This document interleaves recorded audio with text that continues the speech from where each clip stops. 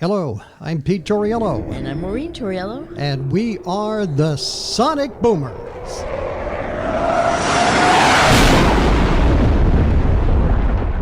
This is program number 81, entitled, Where No Man Has Gone Before. Or woman. I don't do it as good as Bill Shatner does it. Well. On the opening of Star Trek. Right. But that is that's the title this week. And first piece of business is we want to give you our email address because we need to hear from you. We need to hear from you, and we need to hear from you if you like the podcast, if you don't like the podcast, if you have comments, criticisms, or suggestions for the podcast. We need to hear from you. And the way to do that is you can write to us at sonicboomers@protonmail.com. Remember, Sonic Boomers appears as one word, no spaces, no hyphens. sonicboomers@protonmail.com. Use it. Also, you can hear us, for those of you who are watching the show, you can also listen to us on your iPhone or in your car. And we're all over the place. Spotify, Anchor.fm, Apple Podcasts, Google Podcasts, Overcast, Breaker, Stitcher, Podcasts, Radio Public, Castbox. I almost said Cashbox. You say that because I was a radio DJ for so many years. iHeartMedia now, and Amazon Podcasts. Exciting. We are expanding. We are expanding. And for those of you that are listening to us and perhaps would like to watch us. And see our pretty faces. Well, one of them is pretty anyway. Well, yeah, I don't know what I can say about you, but I've always had these good looks. I know. You can watch us on YouTube on the Sonic Boomers podcast channel. And also we're on Facebook, Sonic Boomers podcast page, or Pete Torriello's page, or Maureen Conroy Torriello page. Right, and it's Tauriello. That's it. And the topic for our podcast this week is USA Today did an article called The Final Frontier, the 40 most important events in space exploration. We're not going to do all 40. No, because, we'll spare you. Because we need to be done with this by 7 o'clock tonight for dinner. And the other thing is, I thought some of them were just kind of superfluous. Okay. So I tossed it. Me, space expert. This is the edited version of the 40 best. To be superfluous in the space program. So I'll take the first one. Okay. And that is USSR launches the Sputnik satellite on October 4th, 1957, this 24-inch satellite, can you imagine that? Yeah, 24-inch satellite transmitted radio signals back to Earth for 22 days before burning up in space. And it really shook the confidence of the United States and led to the creation of NASA, but not until a year later. Wow. And also the Russians, USSR, put a dog in space.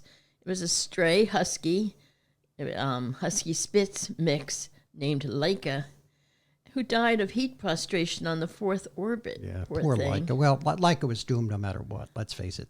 Well, we knew Laika wasn't coming back. Well, I don't know if you know that. The capsule orbited the Earth every 103 minutes for 5 months. Of course we knew. I mean, it wasn't like it was going to grab the controls and say, okay, I'm flying back to Earth now. No, but I mean, astronauts came back. I would have thought that the animals could come back. Yeah, I think the plan was that the capsule wasn't supposed to come back. Oh. So, yeah, poor Laika. That makes me feel bad. The United States launches its first satellite, Explorer 1, on January 31st, 1958, orbiting the Earth 58,000 times before it finally burned up on March 31st, 1970. Well, that's a long run. That's a long run. And the first living beings to leave and return to Earth from the United States were two monkeys, Abel and Baker. Yep.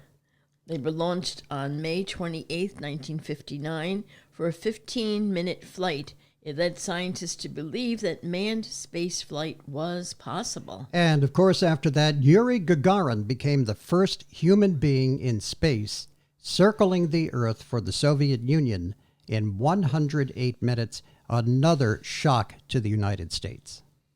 The first American in space on May 1st, 1961, we know is Alan B. Shepard, who went up for 15 minutes and came back down. A lot of people think that he orbited, but he didn't. No, he did he just not. went out. He did like, basically he did what Jeff Bezos did and Bill Shatner. They went up for 10, 15 minutes and came back down.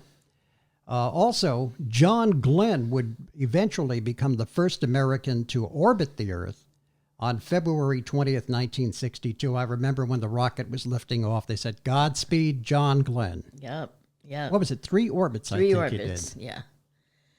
Valentina Tereshkova became the first woman in space, 48 orbits on June 16th, 1963, 20 years before Sally Ride.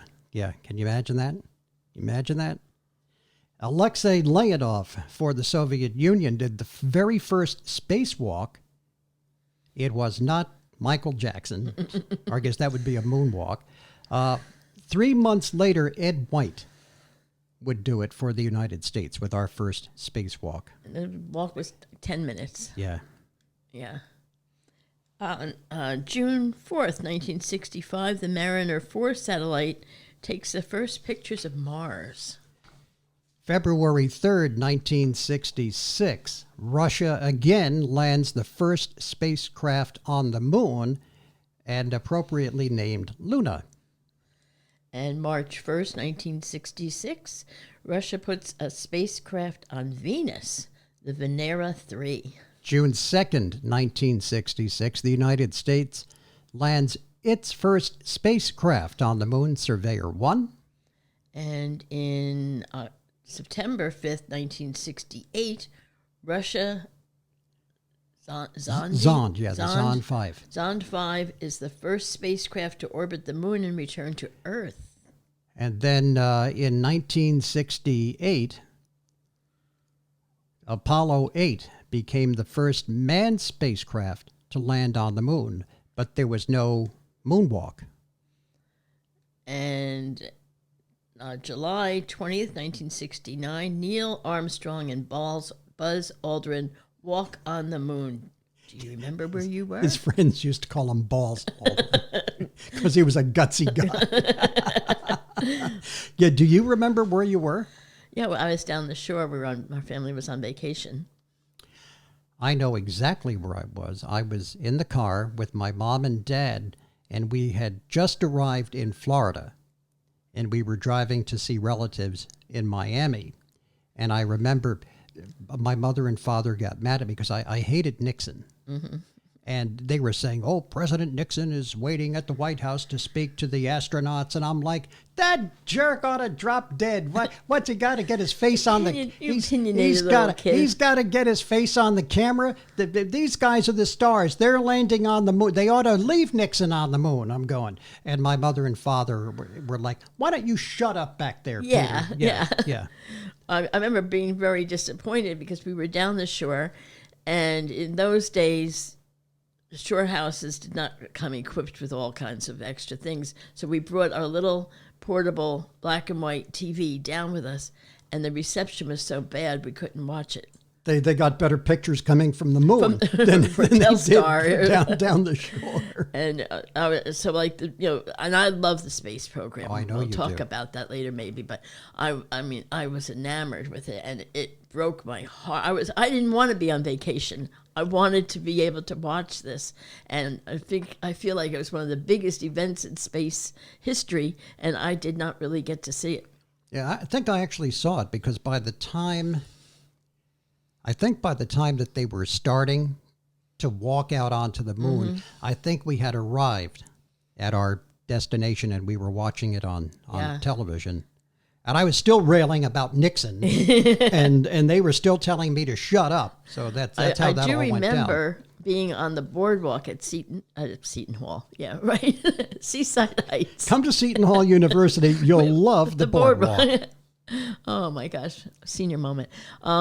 Seaside Heights Boardwalk, and they stopped everything, and they said, "Ladies and gentlemen, we have a man on the moon," and they played the Star Spangled Banner. For those of you who could not be there, ride the Jetstar. It's just a couple of 100 feet down on the boardwalk. Leos, win some moon rocks. Also, in 1971, in April 19th, Russia launches the first space station, the Salyut. And in 72, Russia landed an unmanned craft on Mars. And May 14th, 1973, the United States puts up Skylab, the first orbiting space laboratory. And then in 1975, the U.S. and Russia astronauts link up in space. That's right. I remember them shaking hands through the hatch and exchanging gifts. In July of 1976, the year that we got married, the United States lands Viking 1 and Viking 2 on Mars. And 1977, Voyager 1 and 2 fly by Jupiter and Saturn, sending back pictures. April 1981, the first U.S. space shuttle Columbia was launched, and of course it crashed in the desert on February 1st, 2003, killing all on board, and sadly it would not be the last such event for us. In 1983, Sally Ride was the first American woman in space. Yeah, she should have gotten onto that rocket and said, "It's about friggin' time." Yeah. Russia puts up a woman 20 years before you get me up here. You guys, it's about time, she should have said. Also, April 25th, 1990, we got the Hubble Space Telescope. And in 1998, we put up the ISS, the International Space Station, which is still up there. Yeah, it still is. 2002, first tourist in space. Millionaire businessman Dennis Tito put up $20 million for an 8-day trip. Now look at the date on that, 2002. This is a tourist in space long before Richard Branson, long before Jeff Bezos and Bill Shatner et al. This guy puts up $20 million out of his own pocket to take an 8-day joyride in space. Now, did he do that with a NASA rocket, though? I mean, like, I don't know. Yeah. I don't remember hearing about that one. Yeah, when I saw it, I was like, what? Yeah. I don't recall it even making the news all I know. that much. And something like that you'd think it would be because the guy was a civilian. Right.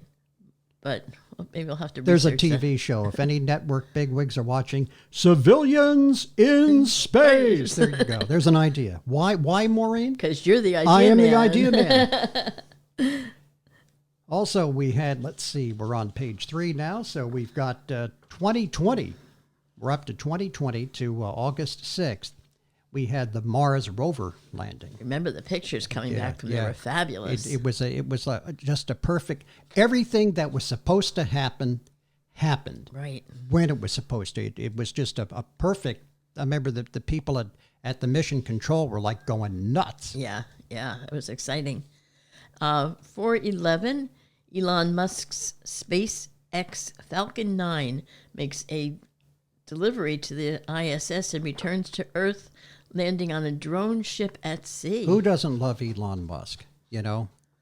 Oh, it was brilliant. Anybody that can give you the Tesla, you know, that's a smart guy. He is such a visionary. Absolutely. Just a genuine visionary. I'm not sure about Bezos, and we can talk more about that, but I think Elon Musk really has a vision. Okay. Let's see, on February 22nd of 2017, and I don't even remember hearing about this, we had the discovery of TRAPPIST-1, a planetary system featuring 7 Earth-sized satellites orbiting a red dwarf star. Quite similar to our system, 40 light years away from Earth. Oh, it's close. You can't imagine that kind of space. A light year, of course, is if you were traveling at the speed of light, 186,000 miles per second, it would take 40 years to get there. correct? No. That's a light year. No, a light year is the distance that light would travel in a year. So it's 1,880 per second, but how many seconds are in a year? I can't do the math in my head. Now explain that to me again, because if that's right, then I've always misunderstood a light year. Let me try it again. A light year is traveling at 186,000 miles per second for 1 year. That is a light year. Right, but the distance is more than 1,886 miles. Of course it is. Okay. Of course it is. Yeah, it's the distance light would travel in a year at that many seconds. I wish I'd said that. I said that before. So that is the end of their list. I'm surprised that, well, maybe it was in your edited version, that some of the disasters did not appear. They didn't put them in. Like the Challenger and the...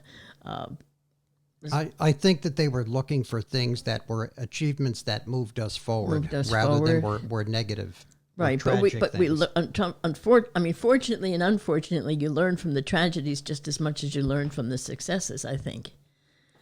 Now, the question that I want to raise is, are the following people astronauts? And first of all, we'll go back to that Tito guy that put up the $20 million years ago to go into space. And we will add him to the list of Sir Richard Branson and Jeff Bezos, and more recently, William Shatner. Okay, these guys go into space for 10 minutes, and they come back down. Now, I'm sorry, that doesn't make you an astronaut. Well, how do you define astronaut? An astronaut to me is somebody who was trained, extensively trained for years and years, test pilots, engineers. They are space career men, not... And women. I have $20 million. I think it would be fun to go up in a rocket for 10 minutes. That's not an astronaut. Okay. I mean, to me, an astronaut is anybody that's been up in space. And, Alan Shepard, his space flight was only 10 minutes. Yes, but he was a trained astronaut. I know, that's why I asked you what your definition of astronaut was, because to me... Excuse us, folks. There's going to be a fight. Put the blackout card over the camera. Put my boxing gloves on right now. No, I mean, if you define astronaut as being the trained person, the career of that profession being defined as astronaut, to me, an astronaut would be just someone who has flown into space. Oh no, I think to do that is an insult to the people that have trained so hard and made a career out of it. I'm not saying that there aren't degrees, of expertise in the area and experts versus novices or whatever, but I think it has shown now with some of the latest space flights that we've had most recently, that you don't need all that training anymore. They can fly it from the ground, right? Computers do a lot of the flying, right? Right. That one spacecraft mission that just happened, the one before Bill Shatner, with 3 people who were laymen. Jeff Bezos, right, and 2 other people. Right, the cancer survivor and I can't think of who the other. I'm and sorry. It raised a ton of money. For St. Jude's Children's Hospital, and believe me, you cannot raise enough money ever for St. Jude's. With what they do, but not an astronaut. But do you? My question is, going forward, do you have to be? The world is progressing. It's kind of like, like you said, once cars were invented, did you really need blacksmiths so much anymore? Now that our space technology has advanced to such a degree, are we really going to need these hyper-trained astronauts? I think we do, certainly for some of the deep space missions. Of course, and things, but the real where the rubber hits the road, so to speak. Right. But I mean, You're going to need astronauts. Of course, but we'll probably need fewer of them, is what I'm saying, because what if Richard Branson's vision takes hold? Eventually, space travel will be like a vacation destination. Where you take a plane, you take the Concorde over to Europe. It's going to be like that. I think that's what they're aiming for. On it is some what of they're these. aiming for. But to me, it's just like me going down to Seaside Heights and riding the Swiss Bob does not make me an alpine skier. It's the same thing. No, but do you remember the Swiss Bob? Oh yes. Yeah. It's the Swiss Bob. Do you want to go faster? No, but what I'm trying to say is that you have to go with the times, and I think you're getting stuck in the mentality of it's always been done this way. You see how she's giving it to me? You're stuck in today's mentality. You see how she's giving it to me? Well, if you can't take it, get out of the kitchen. Oh, I can take it. Now the question is, do you think that the space program has been worth it? And I know you and your late sister, Patty, yes, were like night and day on this topic. Yeah, I think it's 100% worth it. She thought it was a total waste of time and money. Yeah. But I think so much has come out of it. The technology and the different things that we have benefited from electronically, communication-wise, even scientific information, medicines, just so much. I can't even go through it all. I mean, even the rubber tires on your car. Mm-hmm. There was a lot of experimenting in the compounds that are used on space vehicles. And some of that is probably engineered into the tires that are on your car today. Yeah. And of course, we can't forget Tang. Yeah. If it weren't for the space program, there would be no Tang. Yeah, I agree. I think that it was worth it. Unfortunately, there are a lot of lives that have been lost in the space program, but that's going to happen. The explorers lost countless lives at sea in those days. So it's kind of the cost of admission. Unfortunately, yeah. And I don't like to make it sound trivial, but it's kind of the cost of playing the game. Yeah. You're going to have casualties. And of course, the people that go into these missions, they understand that. They do. They know that. Yeah. And I gotta give credit to William Shatner. The guy is 90 years old. I know.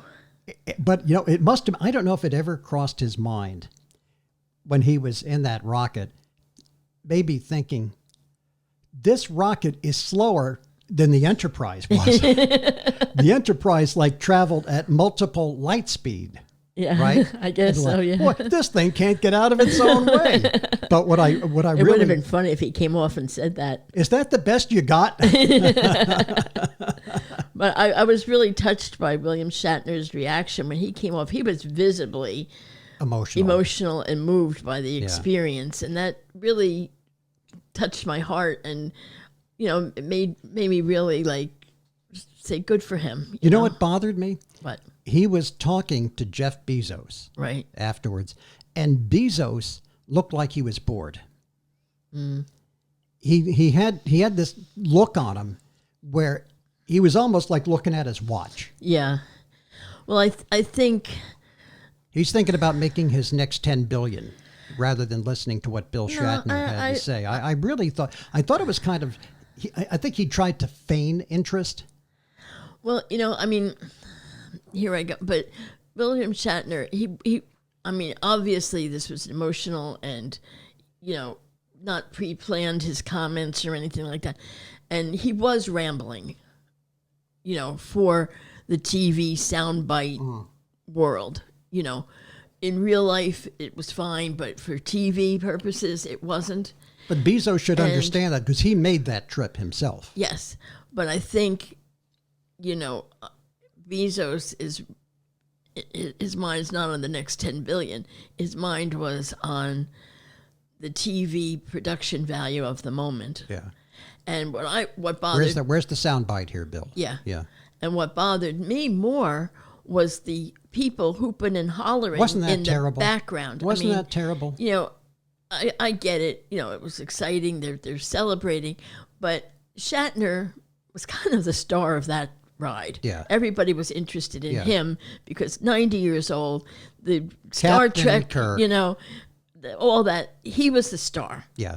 And I think they owed him that moment. It took away from his moment. I think. And, you know, Those people in the background, they were carrying out like they just got off the latest roller coaster at Six Flags. but I mean, And were yelling and screaming. they were yelling, and it really, you know, it drowned him out at a couple did. of points. It did. And I thought, if I was Bezos, I would be like, hold it down just a minute. Mr. Yeah. Shatner's talking. Yeah, but he didn't. And he didn't. And I was waiting for him to do that, even if he just said, guys, Yeah. hold it down a little bit. Yeah. And, you know, I kind of points off for that. Yeah. And I'm sure Jeff Bezos is Bezos is like, Maureen shit, doesn't Pete like and it. Maureen are mad at me. Damn. Actually, we love you, Jeff Bezos, and please keep those Amazon packages coming to our house. Thank you. Also, here's another good question. Do private sector ventures like Elon Musk's Spacex and Jeff Bezos' Blue Origin and Richard Branson's Virgin, do they do a better job? Do they do a more efficient job than NASA? I think so. Yeah, I These think are so. business people. They're crunching the numbers and they're making the most out of every buck. NASA, you know, spent tons and tons of money. Yeah. I mean, if there wasn't a NASA, I don't know if you But would have had it's it. taxpayer money, is it not? I guess It's so. taxpayer. It's funded by the government. by the yeah. government. So it's our money Right. that they're spending. Bezos and Musk and Branson, they're taking this out of their own pockets. Right. And so, you know, and if there's one thing that businessmen are good at, it is the business of moving the ball down the field. Mm-hmm. They're really good at that, and you can see that. I think especially in SpaceX. I am really impressed with SpaceX. Yeah. I mean, the technology and the look of the vehicle. The Dragon capsule. yeah. It's so cool. Like they said that Elon Musk is kind of like Stephen Jobs was at Apple. Mm-hmm. It's got to do like incredible, mind-boggling scientific stuff, but it's also got to look cool. Yeah. And All the Apple stuff looks cool. Yeah, but when you look at the Dragon, just even the inside, like it doesn't look like a space. It looks like It's all touchscreens. and it just looks like to me, I see the future when I look at that. Yeah. I can picture myself sitting there, putting my seatbelt on and getting ready for takeoff, like you would on an airplane. You know, it's got that kind of a look. I wanted to touch back on one thing about Bill Shatner. Mm-hmm. I was talking to a friend of mine, and I said, wow, I am really impressed by Bill Shatner. And he said to me, what did he do? What did the guy have to do? He had to sit there, go up for 10 minutes, look out the windows, and come back down. That's all he had to do. Why are you impressed? I'm like, the man is 90 years old. 90 years old and enduring that G-force. Yeah, the stresses that a body goes through And, you on know, a launch. Even Shatner said it. He goes, what training we did get, he goes, Yeah. it does not prepare you for what this is going to be. Yeah. And you know, the feeling of the G-force Yeah. on you feels like tons of weight pounding your chest, you know, as you're going through that stage of the flight just before you become weightless.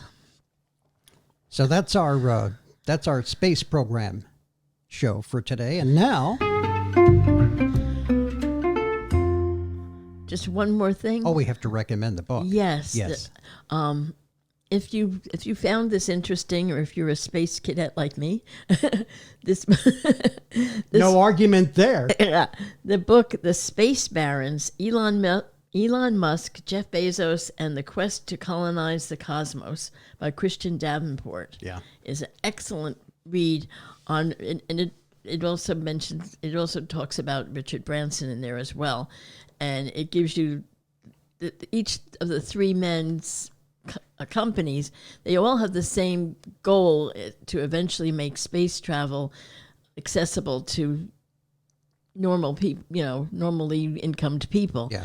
But they have three very different approaches to it, and it discusses that, and it's a really good read. Yeah, it really sets it up if you want to follow the space program, especially the business community space program. Yeah. Further, it really gives you some good information. All right, hit it again, folks. We paid a lot of money for that sounder, damn it, and we're going to use it. Okay, it's time now for the Boomer Trivia Quiz question. Okay. Well, I think I'll give you a silver screen category.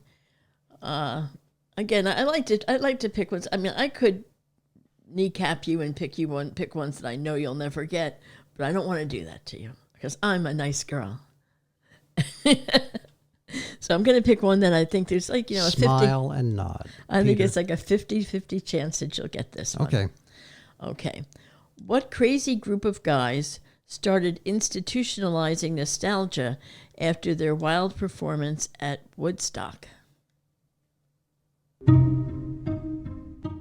Institutionalizing nostalgia at Woodstock.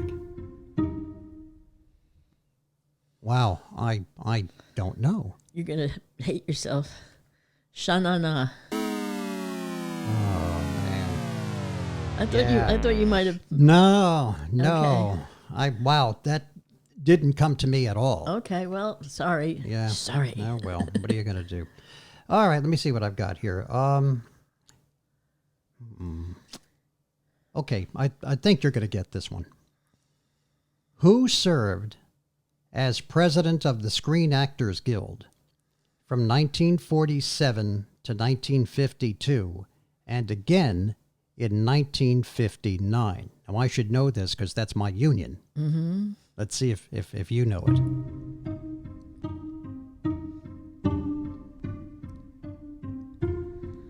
President of the Screen Actors Guild, 1947 to 52, and then again in 59. Orson Welles? No. Well, sir, there you go again. Well, sir. He was the President of the United States. Oh. Ronald Reagan? Yep. Oh. It's Ronald Reagan. Interesting. Yeah. Who'd have thunk it? Yeah. Well, that's it for this edition of the Sonic Boomers podcast. Remember, we need you to write to us at sonicboomers@protonmail.com with your comments, suggestions for future shows. Let us know what you think. Until next time, I'm Pete Torriello. And I'm Maureen Torriello. Now, you know what your charge is. Go out there and Make some noise!